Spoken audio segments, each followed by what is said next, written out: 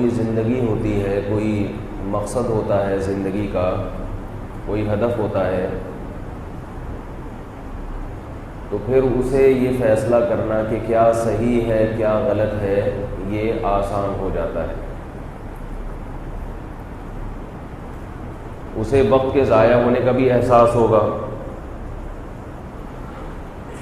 اور اسے یہ بھی پتہ چل جائے گا کہ کون سی چیز اس کے لیے قیمتی ہے اور کون سی چیز اس کے لیے بیکار ہے۔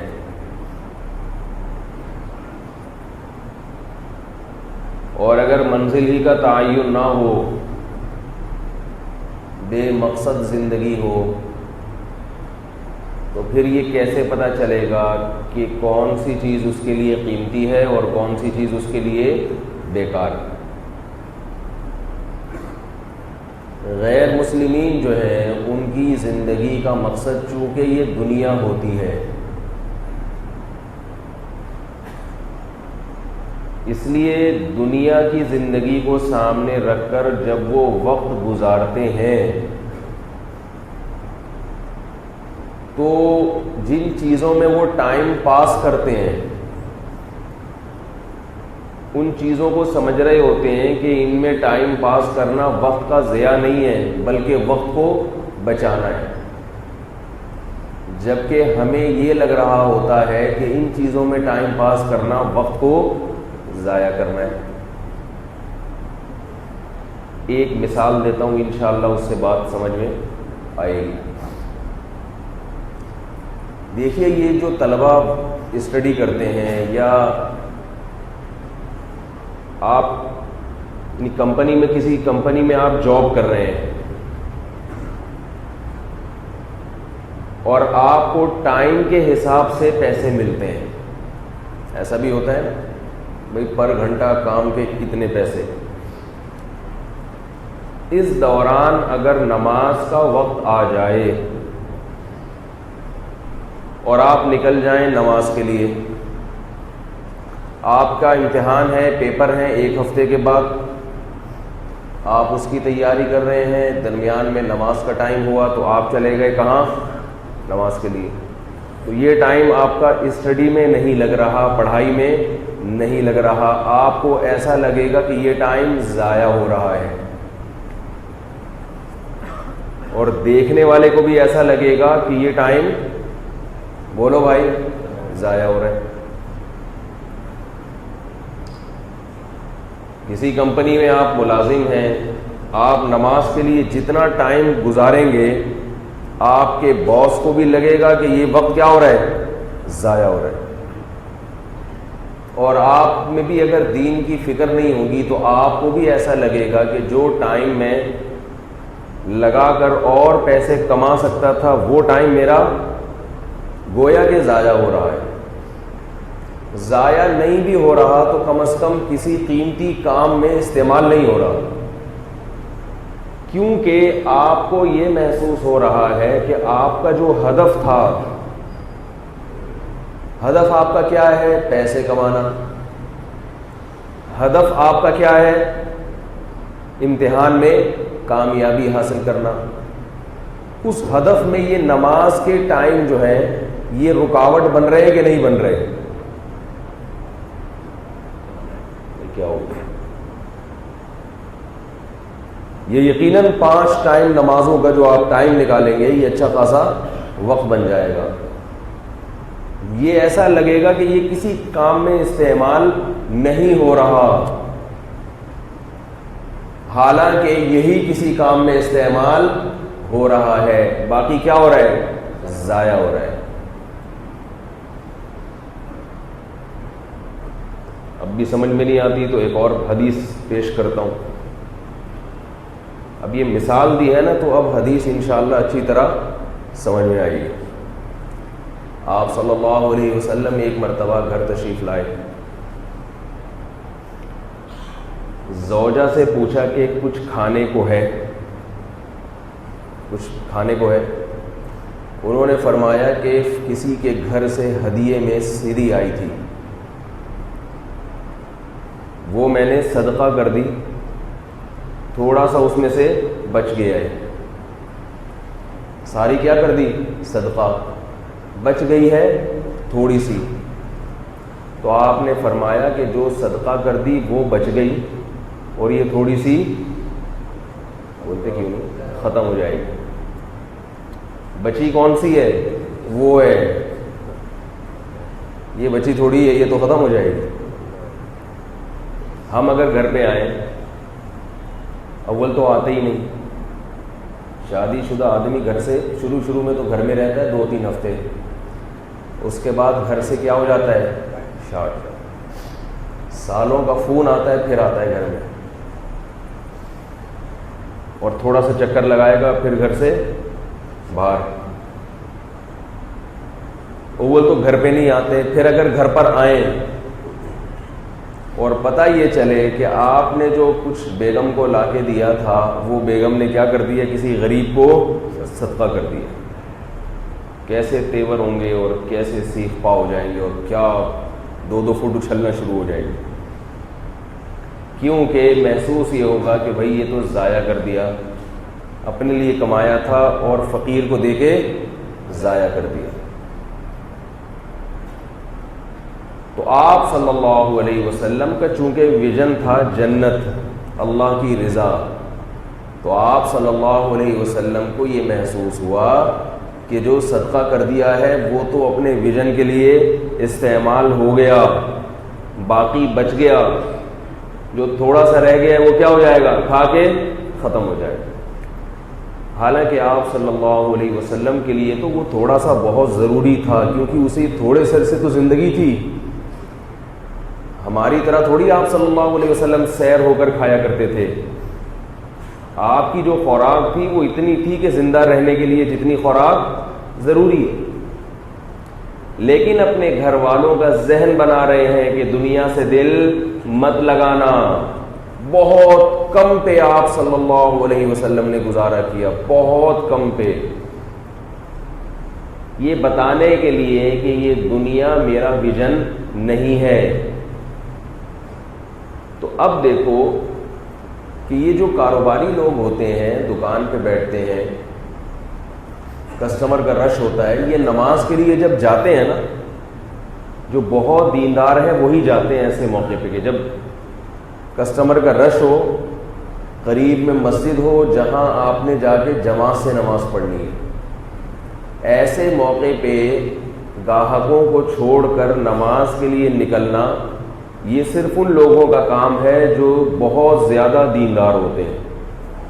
چھوٹا موٹا دیندار کیا کرے گا کہ یار اکیلے اخپل طریقے سے پڑھ لیں گے، وہ کیا کرے گا؟ یار اخپل طریقے سے بعد میں پڑھ لیں گے، جلدی جلدی پڑھ لے گا، اٹھک بیٹھک لگا لے گا۔ تو اب رش ہے تو آپ بھاگے بھاگے جائیں گے اور بھاگے بھاگے بولو بھائی واپس آئیں گے۔ دل بھی نماز کے دوران آپ کا کہاں اٹکا رہے گا؟ دکان کی طرف، اور آپ کو ایسا لگے گا کہ یہ ٹائم کیا ہو رہا ہے؟ ضائع ہو رہا ہے۔ وہ مجبور ہیں، مسلمان ہیں، آخرت میں عذاب نہ آ جائے، ٹھکائی نہ لگ جائے، چلو پڑھ لو، لیکن ٹائم ہے کیا؟ تبھی مزہ نہیں آئے گا اس میں۔ یہ اللہ کی رحمت ہے، اللہ پھر بھی ثواب دے دیتے ہیں کہ چلو دل نہیں چاہ رہا مگر کر تو رہا ہے۔ لیکن اگر مقصد آخرت ہو تو مزہ آئے گا ہی اسی ٹائم میں۔ دکان لگے گی بھائی یہ تو مجبوری ہے، کھانا ہے، بچوں کو کھلانا ہے، تبھی تو نماز بھی پڑھ سکتا ہے جب پیٹ میں کیا ہو؟ نوالا جائے گا۔ نہیں کھلایا پلایا تو بھی بچہ ہی مار دیں گے، مجبوری ہے۔ اصل تو کیا ہے؟ یہ ہے آخرت کی تیاری میں یہ زیادہ مددگار بنے گی۔ وہ بھی اللہ کا حکم ہے دکان، اس لیے اس کو پورا کر رہے ہیں، مگر جو مزہ اس نماز کے حکم میں ہے وہ دکان والے حکم میں نہیں۔ یہ ایک اشکال کا جواب دیا میں نے۔ اشکال یہ ہوتا ہے کہ بھئی علماء یہ کہتے ہیں کہ کمانا بھی تو عبادت ہے، کیا خیال ہے؟ جب آخرت کی فکر کرنی ہے تو کمانا بھی کیا ہے؟ ارے بھائی بول لو یار، کمانے۔ تو یہ مولوی صاحب نے دو قسمیں کہاں سے کر لیں کہ ادھر نماز میں لگے گا کہ مزہ آئے گا اور دکان میں لگے گا کہ ٹائم کیا ہو رہا ہے؟ ضائع ہو رہا ہے۔ جب دونوں عبادت ہیں تو دونوں میں مزہ آئے گا. بات تو یہ کسی حد تک صحیح ہے. جب دونوں اللہ کی رضا کے لیے ہیں تو دونوں میں مزہ تو آئے گا. زیادہ مزہ کس میں آئے گا؟ زیادہ مزہ اس چیز میں آئے گا جو براہ راست عبادت ہے. اس کی میں اکثر اپنے بیان میں ایک مثال دیا کرتا ہوں. اپنے بیان میں اکثر ایک میں مثال دیا کرتا ہوں کہ آپ کو جس سے محبت ہوتی ہے اس سے ملاقات کرنا یہ بھی ایک حکم ہے, اور اس کا کوئی کام نمٹا دینا یہ بھی ایک, بولو بھائی, حکم ہے. آپ کو جس سے محبت ہے, آپ اس سے ملنا چاہتے ہیں, اس نے کیا کہا کہ آپ میرا یہ فلاں کام کر دو, فلاں کام کر دو, وہ ہر وقت آپ کو اپنے گھر سے باہر ہی رکھتا ہے. لیکن آپ کی چاہت کیا ہوگی؟ اس سے قریب ہو جاؤں میں. تو احکام تو اس کے بہت سارے ہوں گے, لیکن وہ حکم جس میں اس کا قرب نصیب ہو, جس میں اس کے ساتھ بیٹھنا نصیب ہو, اس حکم میں لذت زیادہ ہوگی اور دوسرے کاموں میں لذت کم ہوگی, بلکہ غصہ بھی آ سکتا ہے. اب مثال تو وہی دوں گا نا جو مارکیٹ میں چل رہی ہے. قائد اعظم کے مزار پہ ہو, بلا لیا, اللہ معاف فرمائے اس مزار کو کیا بنایا ہوئے لوگوں نے, ڈیٹنگ پوائنٹ بنا لیا. آپ کو کسی نے پارک میں ٹائم دے دیا ڈیٹ کا, آپ بھاگے بھاگے جاؤ گے نا. لیکن محبوب نے یہ کہا کہ مجھ سے ملاقات کے بجائے مجھے اگر خوش کرنا چاہتے ہو تو ایسا کرو, فلاں مارکیٹ میں جاؤ, یہ خریدو, فلاں مارکیٹ میں جاؤ, یہ خریدو, میرے گھر کا یہ کام کر دو. سارا دن آپ کو اس نے کیا کیا ہے؟ گھمایا ان کاموں میں, اور ملاقات کا ٹائم نہیں ہے بھائی. اب آپ کہہ رہے ہیں بھائی ملاقات کب ہوگی؟ تو محبوب جواب میں کہتا ہے کہ آپ کا مقصد مجھ کو خوش کرنا ہے نا. آپ کہیں ہاں خوش کرنا ہے, تو محبوب کہے کہ بس میں اسی میں خوش ہوں کہ ملو نہیں اور سارا دن میرے کام نمٹاتے رہو. آپ کیا بولو گے؟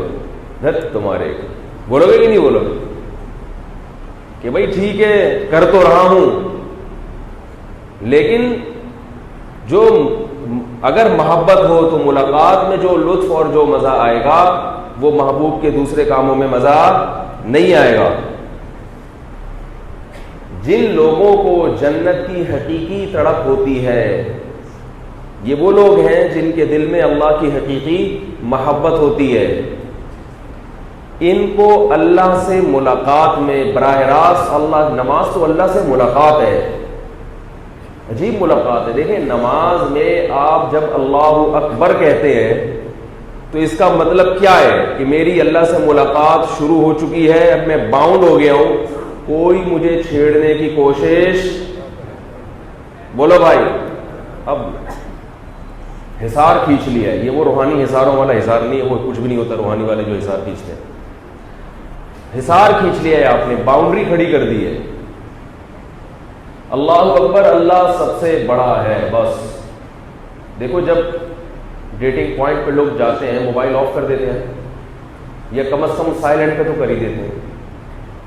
اگر آپ کو ملاقات کا ٹائم دیا محبوب نے, آپ ملنے گئے اور بار بار فون پہ بات کر رہے ہیں, ہاں بھائی کیا بات ہے, خیریت, طبیعت ٹھیک, کبھی اس کا فون کبھی اس کا فون, تو محبوب سمجھ جائے گا کہ اس کو مجھ سے محبت نہیں ہے. موبائل کیا ہونا چاہیے؟ سائلنٹ. زیادہ محبت ہے تو آف کر دے, اور زیادہ عشق ہے تو وہاں بیٹھتے ہی موبائل توڑ دے. بیٹھے اور موبائل توڑ دے. تو یہ نماز کیا ہے؟ اللہ اکبر کہا, اللہ بہت بڑا ہے, سب سے بڑا ہے, مطلب اب جب اللہ ہے تو اب اللہ کے علاوہ کوئی بھی نہیں. اب آپ دیکھیں اگر کوئی نماز پڑھ رہا ہو, دکاندار, کسٹمر کا رش ہو, گاہکوں کا رش ہو, تو وہ بھی اس دکاندار کو چھیڑتے نہیں ہے. انہیں معلوم ہے کہ جتنا بھی رش ہو سلام پھیرنے سے پہلے یہ جواب نہیں دے گا. سلام جب تک نہیں پھیرے گا یہ جواب نہیں دے. سلام کیوں پھیرتے ہیں نماز میں؟ اس دنیا سے نکل کے اس دنیا میں واپس لوٹتے ہیں. جب اس دنیا میں واپس لوٹتے ہیں تو جب بھی آپ سفر سے آئیں گے تو سلام کرتے ہیں کہ نہیں کرتے؟ کیا خیال ہے؟ ارے آپ کہیں سے بھی آتے ہیں تو السلام علیکم کرتے کہ نہیں کرتے؟ تو ہم کیا کرتے ہیں، نماز کے خول سے جب باہر آتے ہیں تو ابھی تک ہمارا اس دنیا سے رابطہ منقطع تھا. جیسے ہی رابطہ بحال ہوا تو السلام علیکم ورحمۃ اللہ، پھر السلام علیکم ورحمۃ اللہ. یہ شکر ہے کہ کوئٹہ والے اتنا ہی سلام کرتے ہیں نماز میں جتنا اللہ نے حکم دیا، ورنہ کوئٹہ والوں کا سلام آدمی افورڈ نہیں کر سکتا. کوئٹہ میں آپ چلے جائیں، کوئٹہ چمن میں کوئی محفل ہو جس میں پٹھان بھائی بیٹھے ہوئے ہوں تو ایک گردان چلتی ہے خیریت کی. جب آپ گئے نا السلام علیکم کے السلام علیکم ورحمۃ اللہ، دیغت مغت کو ندی کڑے انڈی والان خادے ٹول. ہمارے دوست نے یاد کی بھی تھی گردان، ان کو پشتو نہیں آتی تھی تو وہ جاتے ہی شروع کر دیتے دیغت مغت ندی کڑے انڈی والان چینی ہتھوڑے کشمش پکوڑے. وہ پورا یاد کیا ہوا تھا، چینی ہتھوڑے کشمش پکوڑے. کہتے کیا بول رہے بھائی؟ کہہ رہے بھائی آپ کی کچھ اسی قسم کی آواز آتی ہے ہمیں. ٹھیک ہے، تو ہم بھی کوشش کرتے. اتنی لمبی خیریت چلتی ہے، اتنی لمبی خیریت، خواہ دے ٹول دے خواہ دے ٹول دے. پھر جا کے انسان سانس لیتا ہے تو کوئی دوسرا آدمی آ گیا. اب دوسرا آیا تو پھر سب سے وہ پوچھے گا خواہ دے خواہ دے ٹول، خیریت دے خیریت دے. ہاں بھائی خیریت. جتنے 20 افراد بیٹھے ہیں نا تو 20 کے 20 میں خیریت کا پورا پروگرام چلتا ہے. ابھی جب سکون لیا کہ اب مقصد کی بات شروع ہوگی، کوئی اور محفل میں آ گیا، اب وہ بیٹھا انڈی والان خواہ دے ہاں جی ٹول دے. تو میں اس لیے کہتا ہوں شکر ہے کہ نماز میں اللہ نے مختصر سلام رکھا، السلام علیکم ورحمۃ اللہ. خیریت پوچھنے کی اجازت نہیں دی، ورنہ لوگ کیا کرتے ہیں السلام علیکم ورحمۃ اللہ، خیریت دے ٹول دے. کافی دیر کے بعد پھر ادھر سلام پھیرتے، اس کی خیریت انڈی والان، کوئی گھر میں پریشانی تو نہیں، گھر والے سب خیریت ہیں، بچے ٹھیک ہیں. کافی لمبی نماز ہو جاتی. تو نماز میں ہم کیا کرتے ہیں، کیونکہ اللہ سے ملاقات ہے تو نماز میں ہم جب باہر نکلتے ہیں تو اس دنیا میں گویا کہ ایک الگ جہان سے واپس اس دنیا میں لوٹتے ہیں. کتنی خوبصورت عبادت ہے کہ جب آپ، اور پھر اس عبادت میں جب اللہ سے ملاقات ہوتی ہے تو اس ملاقات کا اسٹائل کتنا نرالا ہے، انداز کتنا پیارا ہے. اسی لیے میں کہتا ہوں کہ کسی غیر مسلم نے اسلام کو اگر سمجھنا ہو صرف اسلام میں نماز کو دیکھ لے. اگر وہ متعصب نہیں ہوگا تو نماز ہی بتا دے گی کہ یہ مذہب جھوٹا مذہب نہیں ہے، کیونکہ کسی انسان کے بس میں نہیں ہے کہ عبادت کا اتنا خوبصورت طریقہ اپنی طرف سے گڑھ لے. یہ ناممکن ہے، گڑھا نہیں جا سکتا، یہ وضع نہیں کیا جا سکتا. یہ وہ طریقہ ہے جو رب نے خود بتایا ہے، اور یہ محمد صلی اللہ علیہ وسلم کے سچے ہونے کی علامت ہے کہ آپ صلی اللہ علیہ وسلم نے یہ جو نماز کا طریقہ بیان کیا، اگر یہ آپ صلی اللہ علیہ وسلم معاذ اللہ سچے نبی نہ ہوتے تو ایسا طریقہ ہمیں بتا ہی نہیں سکتے تھے. اور نماز کے لیے بلانے کا طریقہ بھی بڑا خوبصورت ہے جو دنیا میں کسی قوم کے پاس نہیں ہے.